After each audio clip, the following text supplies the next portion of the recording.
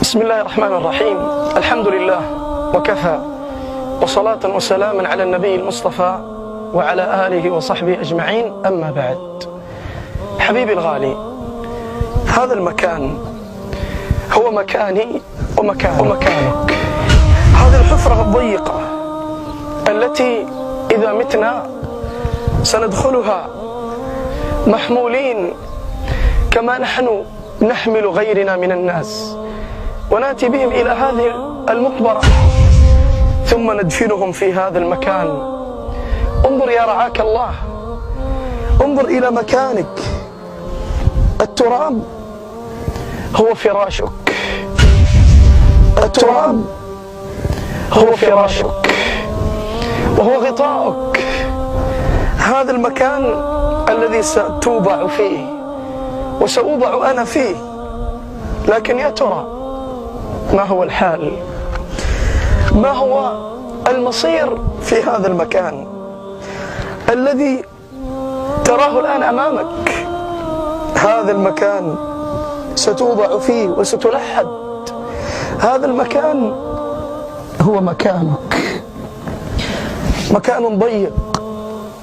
هذا المكان إما روضة من رياض الجنة وإما حفرة من حفر النيران. أخي الغالي، ربما تعيش في بيتك في قصور وتلك الدور العظيمة الفاخرة، ومع ذلك تشعر بضيق وتشعر بهم وتشعر بأمور تجعل حياتك كلها نكد. ولكن في هذا المكان يا الله، ما هذا المكان؟ هذه الحفرة أنيسك عملك، إما الصالح وإما غير ذلك. في هذا المكان الدود يأتيك فيأكل جسدك.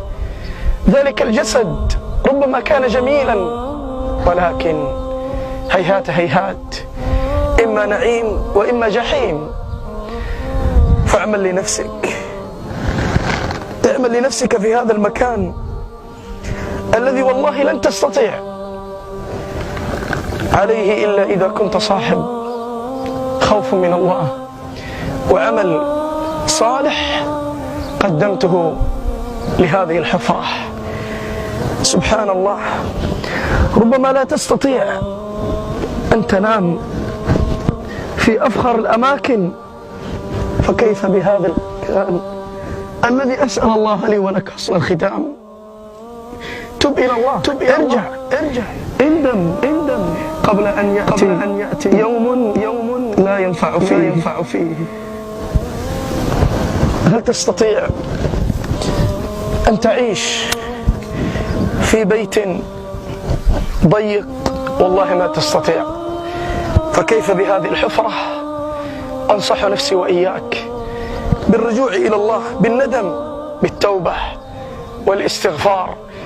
فقلت استغفروا ربكم إنه كان غفارا يرسل السماء عليكم مدرارا يا أيها الذين آمنوا توبوا إلى الله توبة نصوحا قل يا عبادي الذين أسرفوا على أنفسهم لا تقنطوا من رحمة الله. أسأل الله أن يغفر لي ولكم إنه ولي ذلك والقادر عليه. وصل اللهم وسلم على نبينا محمد والحمد لله رب العالمين.